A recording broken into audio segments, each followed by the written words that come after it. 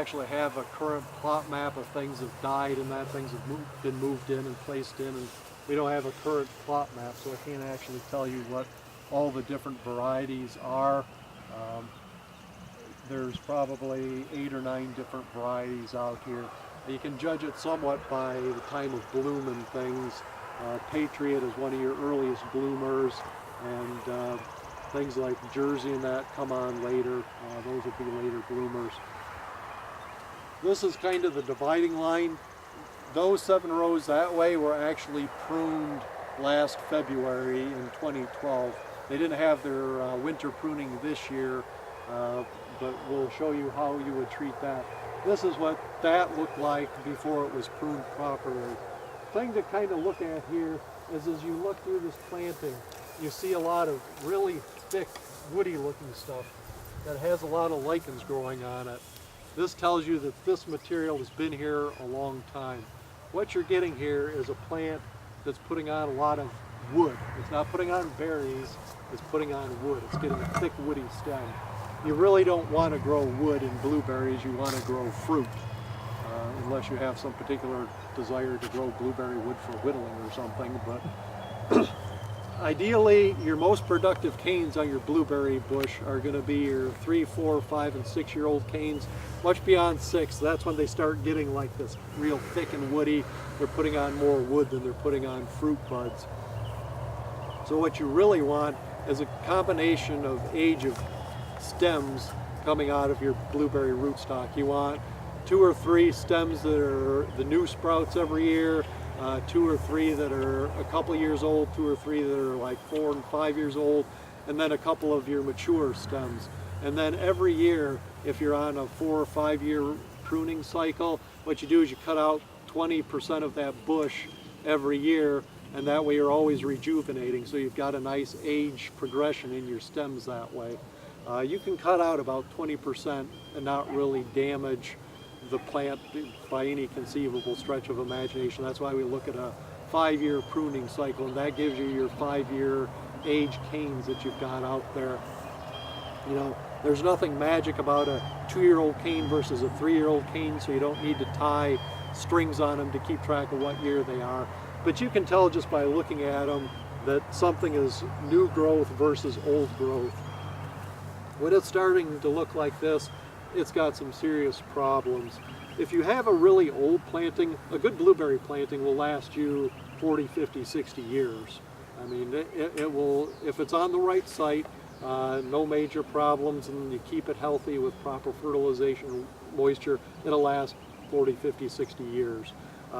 So they're a long life plant. They build up a nice healthy root system. We do have irrigation on them. Lay flat tube and then drip lines running down here. We do have a mulch pile over there as well. Ideally, you're going to replace the mulch every 2 to 3 years because blueberries, they have a pathetic root system. Most of the roots actually grow in the mulch itself and don't go down too much into the main soil surface. Blueberry roots will only penetrate about 18 to 24 inches.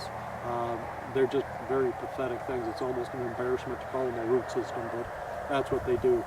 They do require an acid soil, so if your soil isn't acid, you like a pH of 4.8 to about 5.2, certainly no higher than 5.5. If it's above 5.5, you're going to run into iron deficiency and everything else.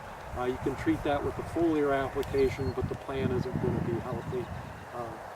So when it comes time anyways, if you have an overgrown bush that looks like some of these that are too old, honestly the best way to rejuvenate those, if you want to get them back into production real quick, you get out the chainsaw and you come through and you would cut them off about 2 or 3 inches above the soil surface and just let it resprout. That, you know, commercially that's what you would do rather than coming in and trying to cut out some of the old stuff. If you only have a small planting of, 30, 40 bushes, that's still a good day's work to come in here and prune that out that way, but it's certainly doable. What you're shooting for with the blueberry bush is you want something that looks basically like a flower vase. It's kind of broad and spreading at the top with an open center to allow light penetration in there, get good airflow in there, plenty of light penetration to ripen the berries, stimulate further plant growth. If they're shaded, they're not going to grow well. Let's take a look a little bit more closely at the anatomy of the blueberry. Let's come down here to this bush down here. This is a nice one to look at.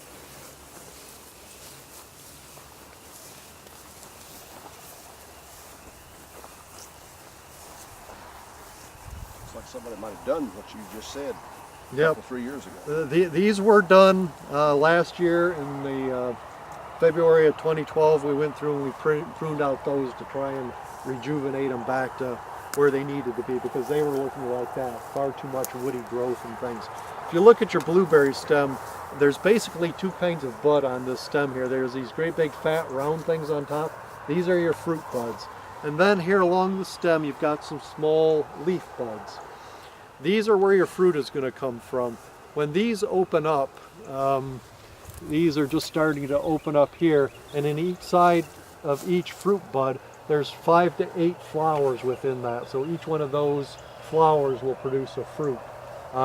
So, you know, right here we would have 1, 2, 3, 4, 5, 6, 7, 8, 9, 10, 11, 12, 13, 14, 15 times 5 is 75. So right there we could have 75 blueberries right there off of that stem if everything set fruit. I mean, blueberries are a great crop because you can produce a lot of blueberries off of small planting. Ideally, you know, you can think about getting about 20 pounds of blueberries off of a good sized healthy bush. It doesn't take a huge blueberry planting to get a lot of fruit. One thing you do need to be aware of though is birds love it. So you know, this is up in place so that we could put netting over it to keep the birds out as well, because the birds will sit here and just wait for them to get ripe, and they'll usually get them about a day before you would.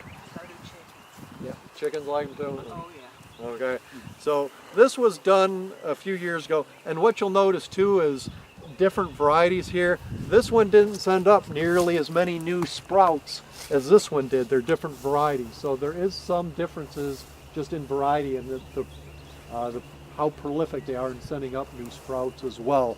So that's something that you kind of develop a feel for as you're pruning your plants. This one is far too crowded right now, and I'll show you how we would have pruned this back in February. But first let's take a look at some of these behind us. If you don't have a chainsaw with you, it doesn't really matter where you start.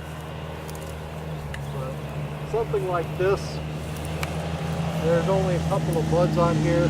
This should be put off right at the ground to see if it regrows.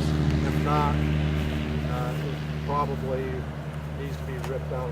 Normally, one of the problems why we're not seeing resprouts over in those other rows, if you notice, we have a huge problem with Bermuda grass here.